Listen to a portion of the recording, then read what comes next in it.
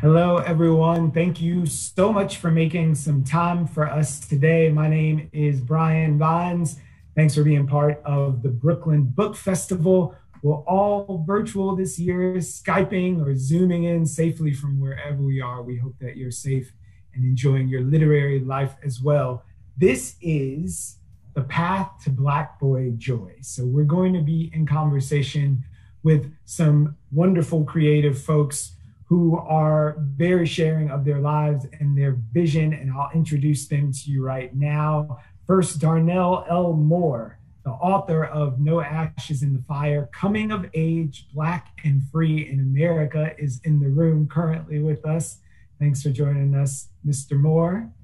And we are also joined by Jamal Jordan, the author of the forthcoming Queer Love in Color. So thank you to both of you for being here right now at the moment. We're expecting another friend to pop in at any moment, and we'll give him his due when he makes his way into the room, sharing of his work that was made a lot of noise this year and was really great book and work of memoir. So just from the top, you two, thank you for being here once again.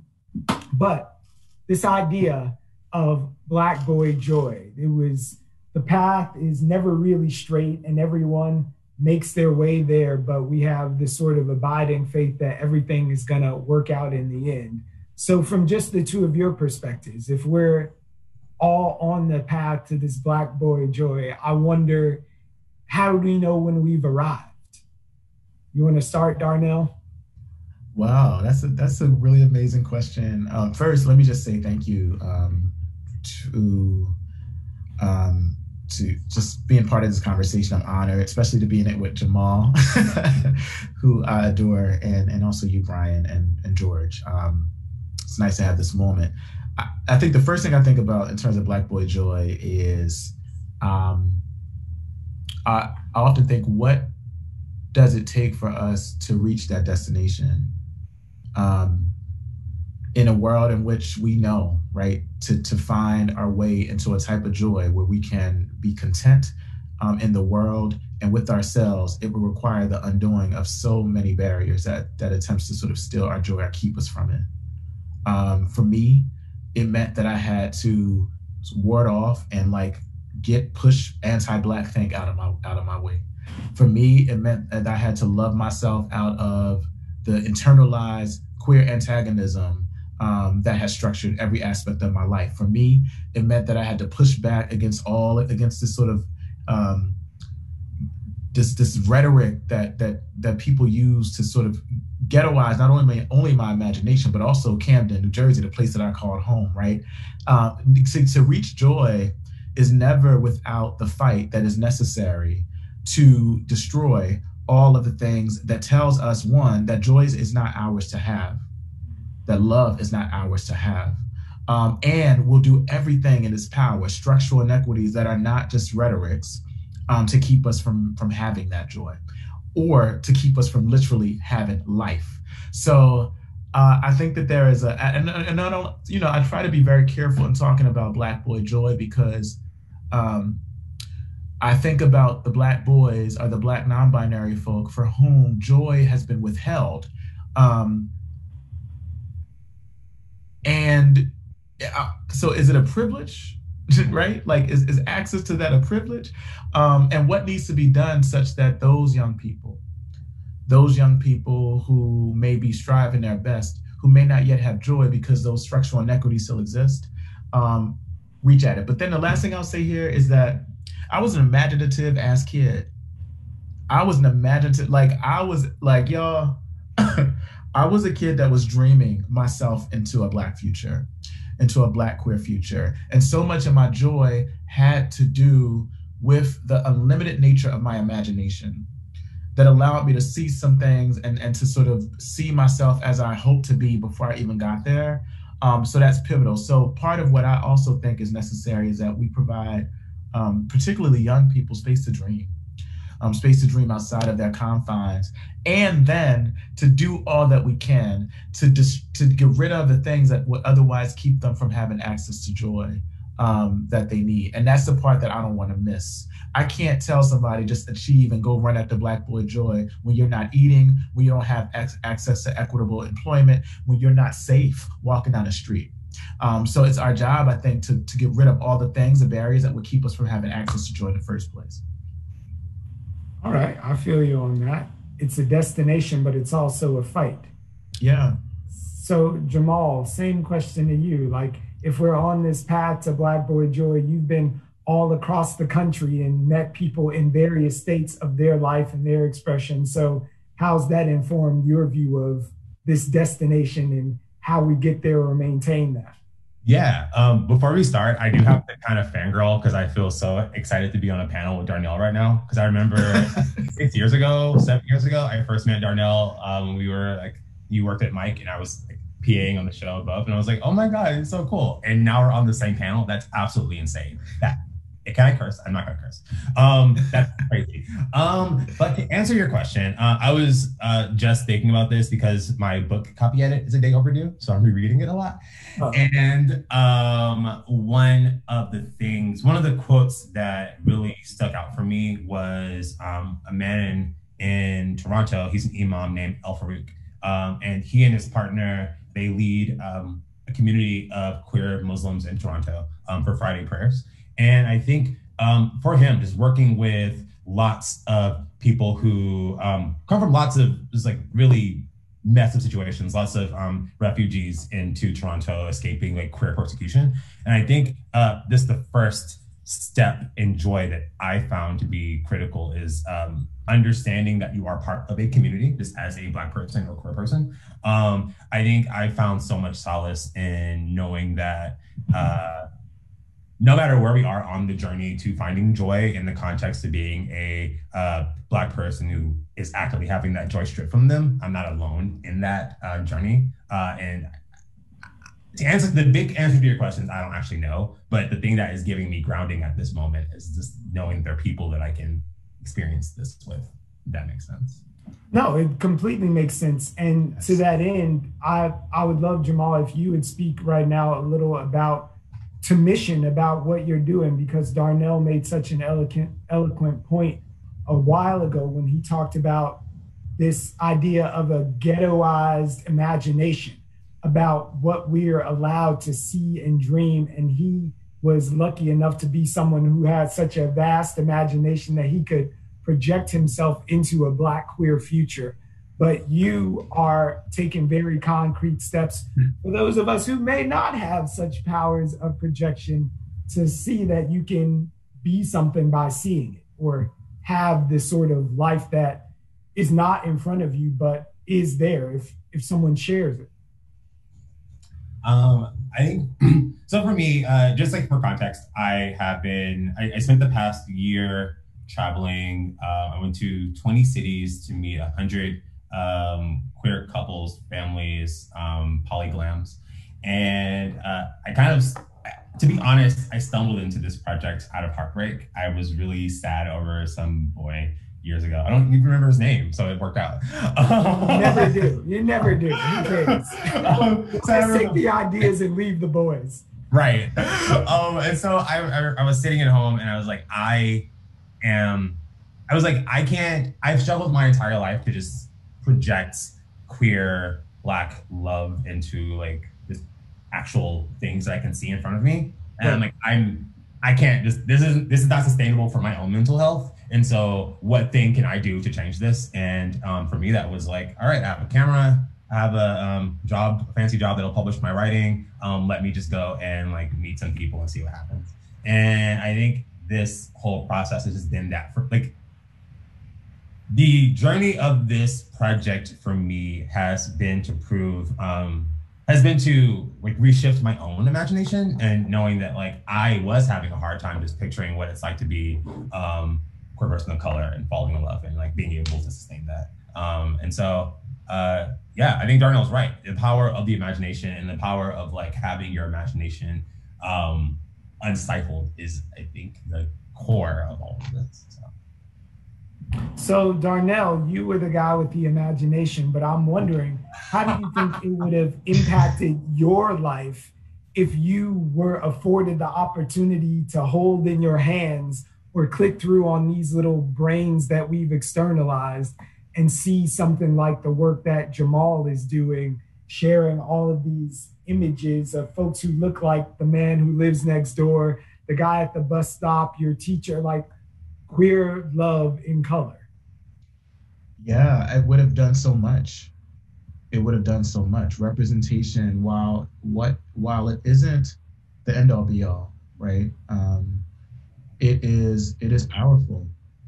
It's powerful. I was a kid who grew up and was taught in a K-12 school system wherein I never read books that not only were truly representative of the Black experience I was living as a young person coming up in Camden, but I certainly didn't read books that had Black, queer, trans, non-binary characters in them at all. I rarely read books with Black people in them.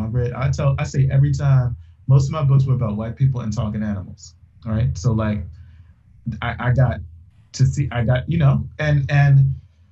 but how might my life have been different? How might my imagination be even a bit more expanded had I had Jamal's book? Had I been able to see those images, to read those stories, had I had Moonlight or Strange Loop or Ain't No More or Saeed Jones in my life, right? And let's be clear, there were Black, gay, queer, trans folk who were creating, but nobody was telling me about, I wasn't reading James Baldwin. I didn't have Zami and Sister Outsider on my book syllabi. I didn't know that Jamal Jordan was up to 295 in Brooklyn and Bed-Stuy. I didn't know that Joseph Bean was right across the bridge in Philly. I didn't get access to Essex Hemphill. So when you get access to those things, that's where I found myself. And I found the strength necessary to not just to actually, and I mean this, to tangibly be, to not take myself out of here. So I imagine that people who are going to be on the other side of Jamal's beautiful work, right, is going to have that same opportunity, for sure. So I want to talk about this idea, and I wish that George was here at the moment, because he opens his book with a very sort of traumatic experience that happened with him where his physicality was enacted upon. And Darnell, I know that a lot of people come to you and talk about a very traumatic thing that happened in your book that is within the first 80 to 90 pages, and how comfortable people are with really delving into, exploring, and in so many cases getting bogged down in this narrative of Black pain and keeping, like you talked about, the ghettoized imagination and the internalized homophobia and all of these things that we have to contend with and break and get on the other side and liberate the other folks who are still stuck there. But just about getting so comfortable with this notion of Black pain, especially as it relates to queer people, because so many of us can relate to that pain and it's a common meeting point. But this is all a very long way of saying, how do we shift that pain point that is so relatable and put it in the proper context to say, this is one aspect, one story, one incident. And because we all might have had a different version of it, doesn't mean that's the place where we can all connect and come together.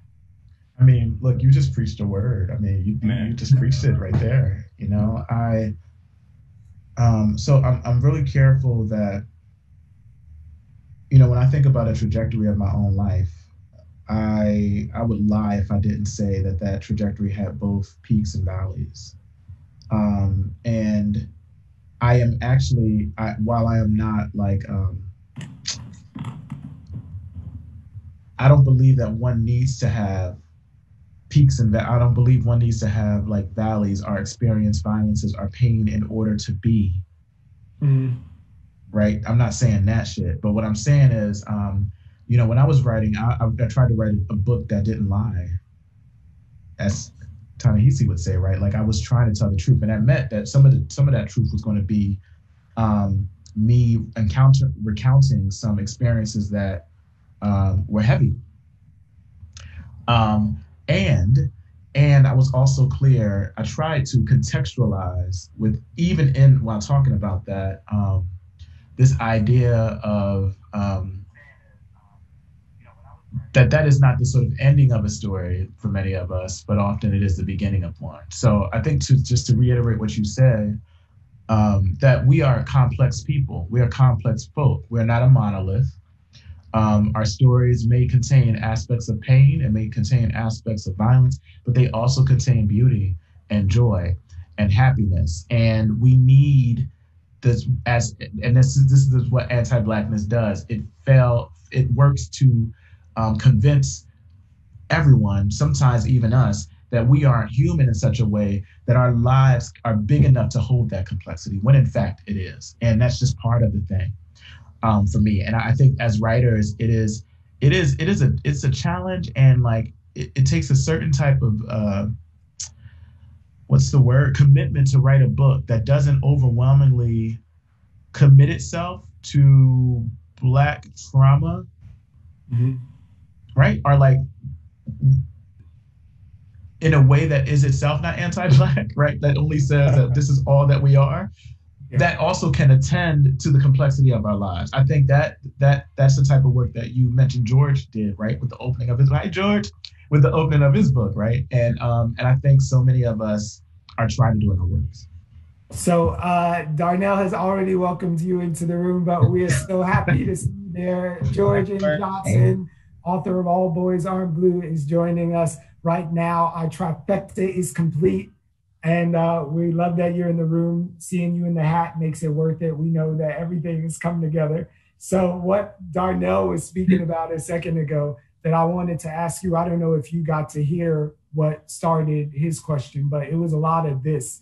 But basically, I got to the point of the way you open your book when you were talking about a very traumatic incident that happened to you, and what Darnell shared about a traumatic experience that happened with him, and the fact that we so often get used to this idea of Black pain and coming together over these shared experiences that so many of us had that were traumatic for us, but about using those things to build a bridge instead of getting bogged down by those things. So everyone's looking at you now on the same theme of sharing how you transition from not letting the worst thing that ever happened to you be a defining thing and connection point.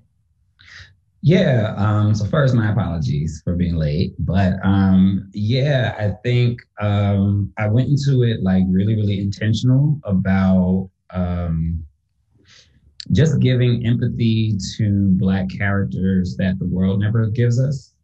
And so even the characters or the people in my life who may have abused me, I can still find empathy there because it's necessary, because we're all being abused by the same world in many ways. And, you know, a lot of times the trauma that may have happened to me from someone else was because a trauma happened to them from someone else, and it just continues and it continues. And so it's like, for me, it was like removing punishment and vengeance as my ultimate goal for anyone who harmed me, and finding a space of like empathy and love for them in spite of what was done to me by them. I think about, yeah, just in terms of like trauma bonding, like that's all we know because that's the only lens that our stories have ever been told. Our lens have always been simply told through primarily by white folk. And then, you know, because that's the only lens that we receive in our education systems and K through 12 and in our homes, we then start to process through that same lens in many ways. And like Darnell was saying, we then have to balance, like, are we being anti-Black ourselves when we can only see and connect through this one piece of us? And it's not to romanticize what we've been through. I think a lot, especially recently, I've been reading a lot of the slave narratives. Mm-hmm. And I just think so much about how there were millions of slaves, but I can't name them. And I can name their experience, I can name their trauma, I can name what they went through, I can acknowledge that I'm a descendant, that I'm proud to be a descendant. I can acknowledge all of those things. But if somebody was like, oh, well, can you like name some of them? Outside of like the ones that white people allowed us to name, we don't have that, right? And like we don't have that connection to that. One of the other things that I've been thinking about too is also how like we keep saying like we inherited and we learned all of these things, but it's like from our ancestors. But it's like, well, if we did, then that means that even when they finally got off the field, they didn't go to sleep. They had to find time to teach those things. So what did the time look like? Even if it was just an hour a night or 2 hours a night, what did the time look like when they were teaching us and passing down the traditions from Africa, right, to us? And then the third thing I think about is like the lens in which the time we're living in will be written as if we don't rewrite the narrative. And so someone a generation from now will read about George Floyd and think all we were entrenched in was police brutality, but they won't talk about versus, right? And how big versus meant to community, right? And they won't talk about pose, and they won't talk about like how we still we have joy and we do joyous things in spite of, in the midst of. And so I think with the book, that was what my ultimate intention and goal was to say like, my traumas are a part of me, but they're not the sum of who I am. And I wanted to, and it's a tough balance, but I wanted to just lead my life and lead my story in a way that shows like all of these things make up who I am, the joys, the triumphs, the tragedies. But they all have to be told in totality, because as Black people, we just have our stories. Our story is often told in bits and pieces, right? It's like Martin Luther King is a radical, right? But white people made him the martyr of peace. And so it's funny, like when you watch a debate and you hear them like the radical left, and it's like, but that's what Martin Luther King would have been, right? Like, you know what I mean? So it's like, it's just so funny how like a lens can change a whole person's life and a whole person's narrative if we don't do that work to make sure that the lens doesn't get filtered in that way. And so I think that's what I tried to do.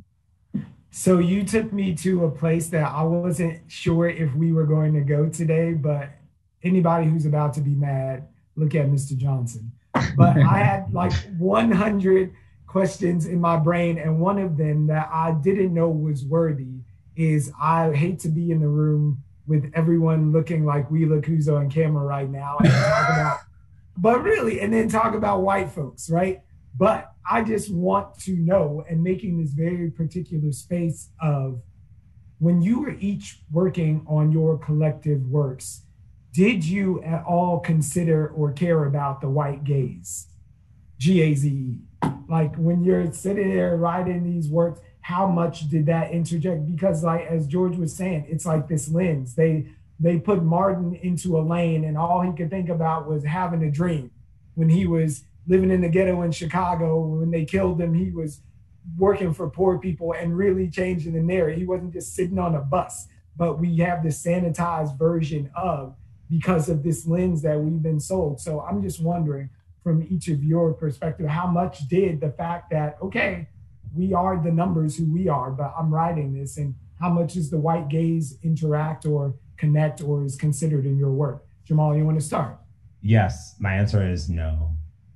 That's a 0 for Jamal. Okay. No, I'm sorry. But the answer is no. But I mean, it's my situation's a little different because I felt like this book was so much a letter to like queer people of color around the world. And so I even found my editor, who's white, was actually doing a lot of the pushing of being like, but Jamal, are you like, she was actually trying to like help me decolonize that in myself, because I feel like I was even just subconsciously doing a lot of, does this make sense to you? Like, do you understand what this means? I have to translate that. And it's like, no, it doesn't matter. If it makes sense to you and the people you spoke to, that's the thing. It's actually really funny the amount of unlearning that took. Like, I think it was halfway through my process where I just kind of stopped.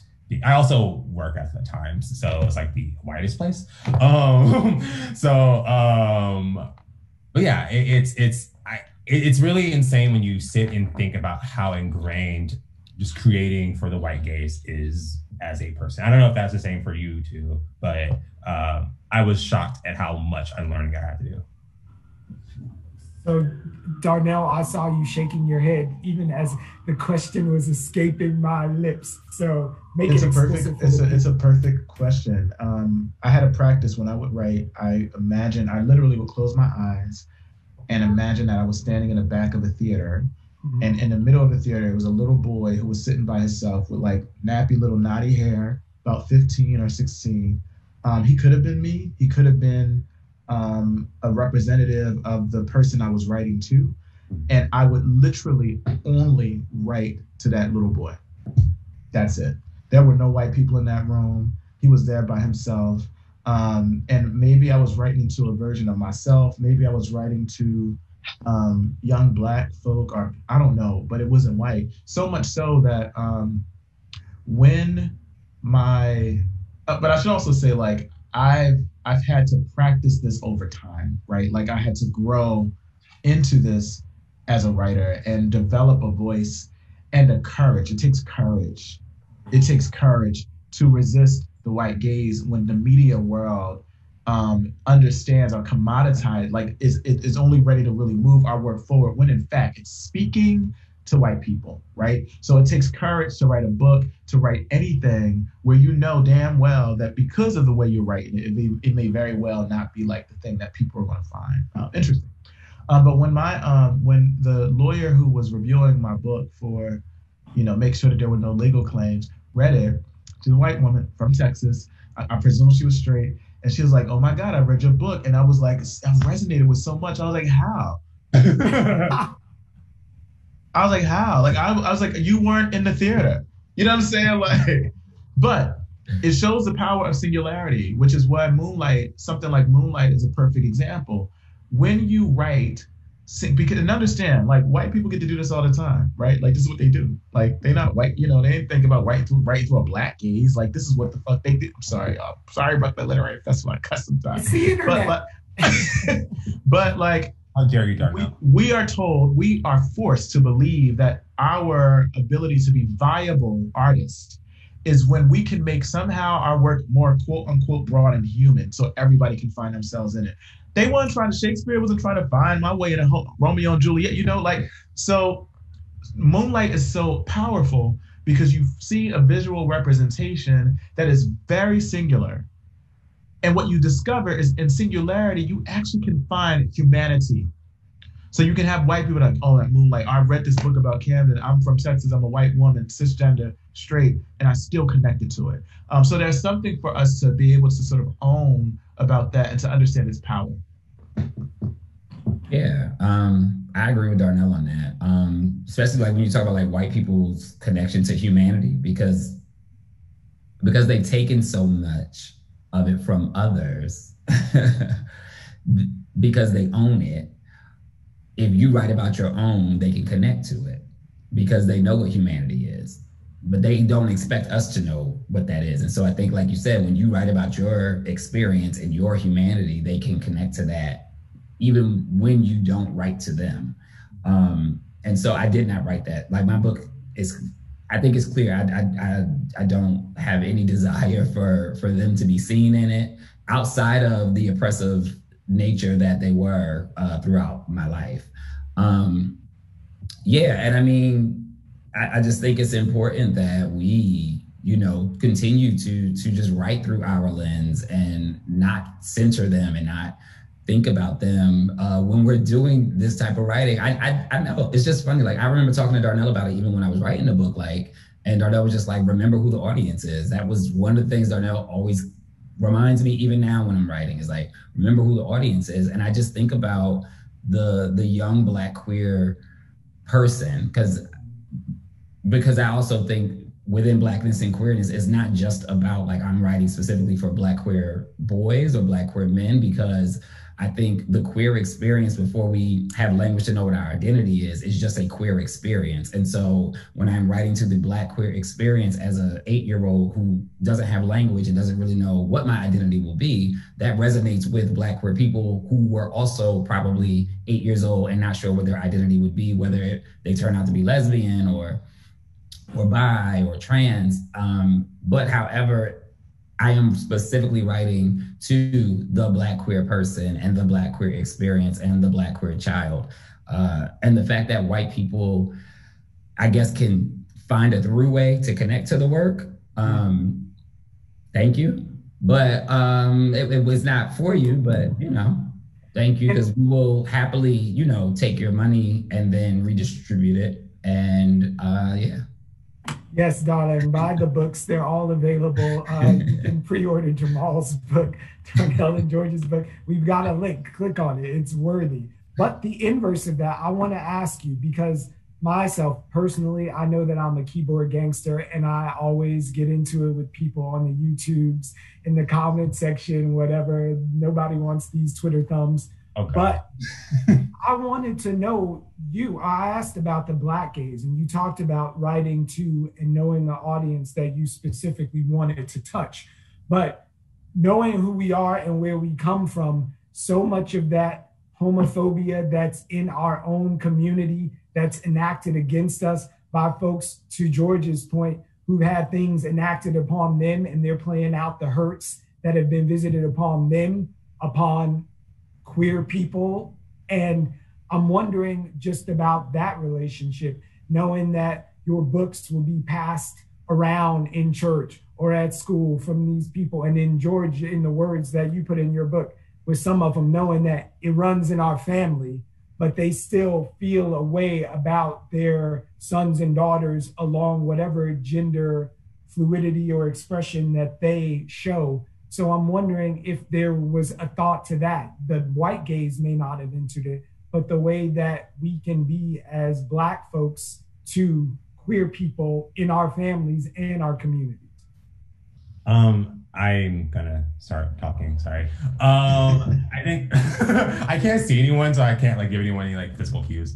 I thought of my project really journalistically, and one of the entry points that I wanted was, I met a couple who told me that they're Twitter famous, Instagram famous, Dom and Nick Spence. They told me that they get a lot of messages from parents of kids who are gay, who are just my son hasn't seen Queer Love in Color, neither have I. So I don't really know what I'm imagining for my child. And so I think all of our work really would do this. I think a lot about how our book can be the awkward conversation for someone instead of between their parents. I imagine if my mom had read either of your books when I was 13, I would have had we would have had a much easier coming out process just for her. So that's my contribution. That's the thing that I doggedly think of in terms of external gaze.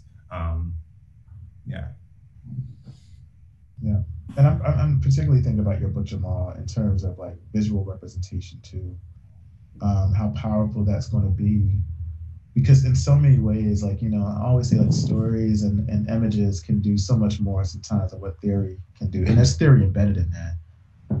But imagine the power of an image and when, some person has access to that. And I think that's going to be amazing. But look. Say it.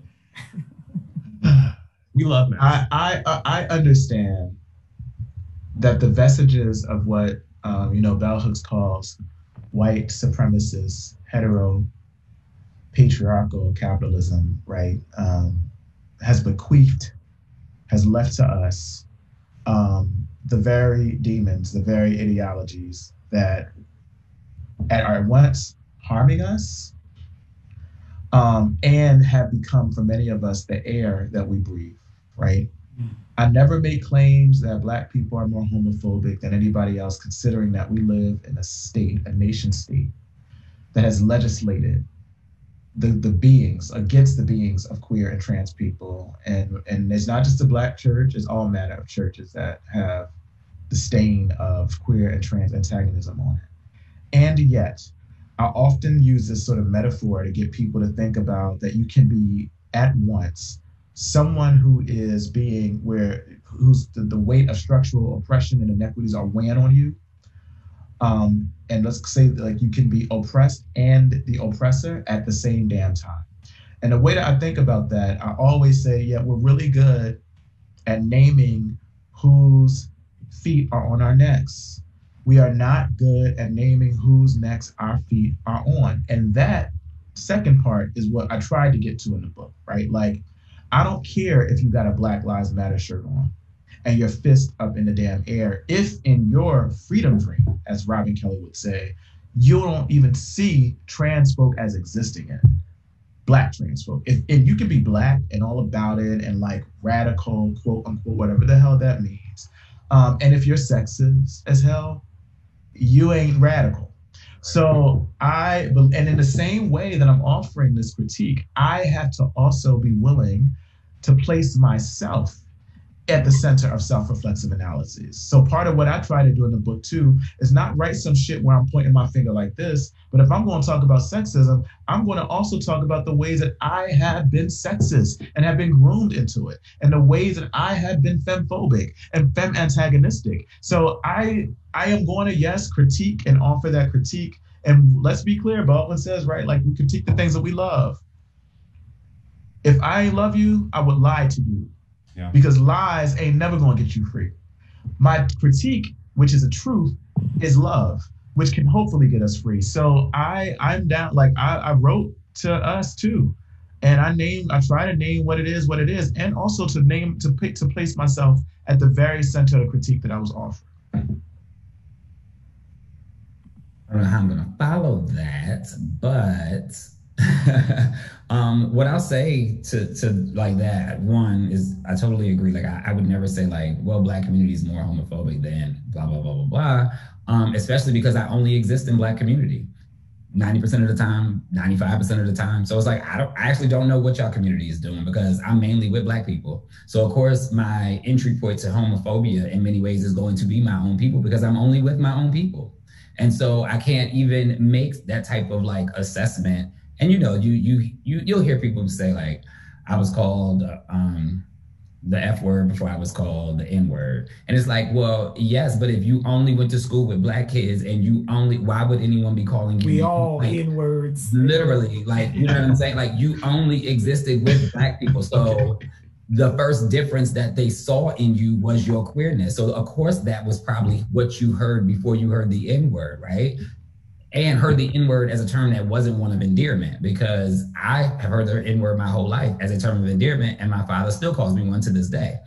And that is perfectly fine. I would never want him to ever stop using it because he's not going to, number one. And number two, that is our language. And we have that relationship where that works for us. So yeah, I loathe that, like how that became like the myth of our community in many ways. And I try to fight against it. And like Darnell said, like thinking about the ways in which I was an oppressor, I am still an oppressor, but also, you know, being able to criticize and critique the people who I love and the communities that I love, because I want better for these communities.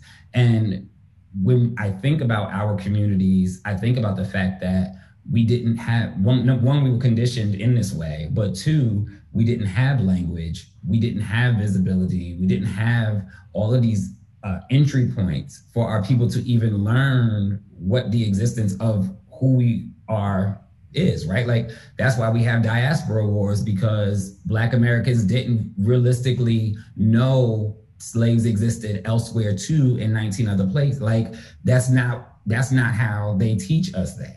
Like they teach us, oh, y'all were slaves, we brought y'all to America, y'all are here, so y'all are the descendants of slaves, but we don't know the fact of, oh wait, they was also taking slaves here, like, you know what I mean? And so I think in many ways, we are now at that space of like, okay, community reckoning in many ways, where it's like, okay, we now have language, we can now say who we are, what we are, how we identify, what our pronouns are, and now we can do that work to undo the harm that was done to us by the communities that sit above us, that try to assimilate us in efforts to get towards liberation, I guess. Well, in the service of liberation, and the write-up description for this program was we're talking to authors on a journey to fully realizing their queer Black selves and living their versions of joy. As we're running up against our time, I'm going to ask each of you to briefly let me know and share and with everyone else how it is that you are living your version of joy, knowing that we leverage ourselves into existing sometimes by seeing and hearing the examples that are before us. So give us an example, a reason, a projection to give ourselves the permission to engage, relish, propagate all that Black joy that's been so denied to us for so long. Who wants to go first? I almost had a panic attack yesterday, so maybe I'm not the one to start. But you made it to the other side, and that gives you joy.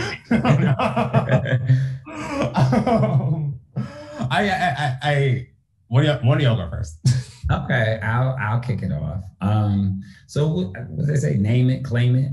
Yes. Like I think that's where we start, like having to name it and having to claim it. Again, I think it goes back to that conversation around like the totality of what our existence is. I have good days, I have bad days. Even in my, and you know what, I don't even say I have bad days. I say I have bad moments and good days.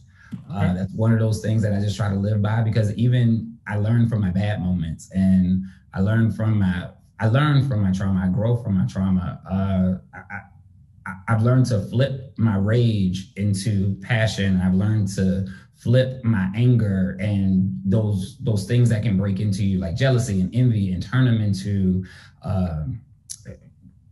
humility and grace and empathy, and flip them on their head so that those type of things don't attack my body in the way that the world attacks my body. I think us just publicly being able to name and claim and say who we are innately, and have the language to do so, and live as, in many ways, a blueprint generation that will make a lot of mistakes, but that will give license and give agency to the next set that comes behind us.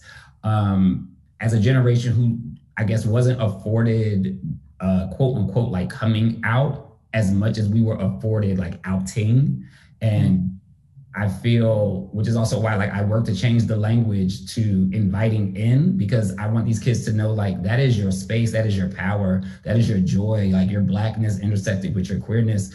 It's inherent. And so when you invite someone into that, that's powerful. And so I think what many of us do, with whether it's through photography or whether it's through activism or whether it's through our books and our words, we are inviting people in to our joy and into our lives and into our sacred space. And I think that is what gives me joy. That is what like keeps me full and keeps me nourished in many ways, is knowing that I have the power and the agency to invite people in, and that in turn allows them to invite others in, and it just continues to grow and manifest into a much better, brilliant, stronger, I guess, litany of Black communities with IES, because we are not a monolith. Yeah. I love this idea of a blueprint generation. Like, there's something about, I wrote that down when you said it, that resonates with, especially all of you being as young chronologically as you are, and sitting here being the authors of memoirs. And I'm imagining all of the years and joys and accomplishments ahead of you, and knowing, like, being as startled as I was by each of your works and reading every page and being just like, damn, I want to be able to call these people. I want to be friends with them. I want to see them and relish in all of this. So fully knowing that you are not even at the halfway point, Darnell, being a part of this blueprint generation for the queer Black folks who are following you, what is that representation of joy that you have found personally, that you're making the blueprint that they may follow, correct, build from, revolutionize? I'm older with all this gray in my beard, right? So like I would say what I am joyful about, or what I count as a blessing, is that I have far outlived. Remember, I was a little boy who dreamed, a child who dreamed. I really did. And like when I think about big, expansive life that I have been afforded to live, it's like, one, I'm alive. I grew up in the epicenter of the HIV epidemic, thinking that I would die by the age of 25, either by, like, I don't know, some type of violence or medical issues, right? Like, and I'm alive. I'm 44. I'm 44 years old, right? Like, I have lived through a lot of shit, and born to parents who were very young, one of whom died young, right? Like, who was a Black man who died of heart issues. And I think that's both metaphorical and physical. So that I'm still here, in spite of all of the incessant messages telling me I didn't deserve to be, is a remarkable feat that I'm joyful about. And to be able to be here and experience love, love from family and friends. I have community, to experience intimacy, to share a life with a partner, to be able to do work that both feeds my spirit and my stomach, like, and to always, always, always, always be in the type of community where I'm in a position to always grab the person and bring people along with me, and people are always grabbing me to bring me along with them. So I don't know that. And what you see on the screen, like, George, I think about Jamal, and even myself in some ways, like, I'm grateful that we've been able to cross boundaries, not be one thing, to do a lot of different things. And I want young people to be able to see that they don't have to be limited at all in terms of their freedom dreams. They can dream big. Like, I thought I saw all that I was going to be able to do. You know what I'm saying? I'm like, we haven't seen half. We haven't seen half. And it's going to be part of our work to make that possible for them. And that's what brings me joy. So, Jamal, did you learn anything along the road in interviewing all of these people from their lives and loves and partnerships that you want to share with us, or share an image to send us home before we get out of here in our last 3 minutes? No pressure. I'm producing a visual aid. Give me 1 second. We like a visual aid. We'll give you I love that. You're really getting Jamal the professor right now. Okay. I love it. To us, Dr. Jordan. It's funny because I have a class to teach tonight. All right, give me a sec. I promise I'm almost there. All right. But no, we're loving this. Everyone, you're getting a preview of the book that is available for pre-order right now. So you've seen it here first. My book has been the major contributor of my anxiety for the past year. And the thing that keeps me grounded is I had a conversation with, can you see this photo? Yes. With these guys, Mike and Phil. They live like a half a mile from my house in Detroit.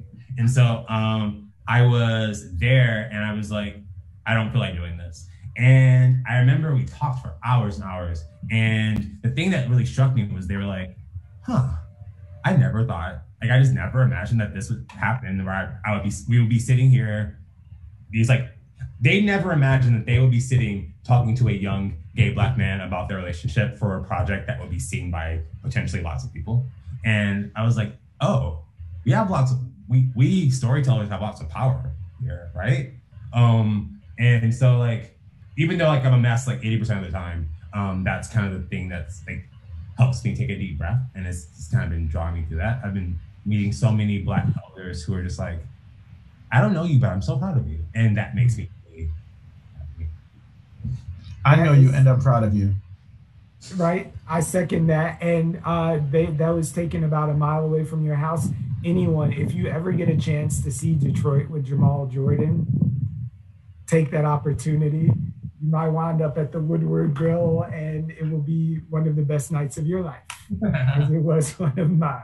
So that is the best place that any Brooklyn Book Festival event will end at all year. So as we get out of here, I would really like to give my thanks to George Johnson, the author of All Boys Aren't Blue, which is available for purchase right now. Darnell Moore, the author of No Ashes in the Fire, Coming of Age, Black and Free in This Here America.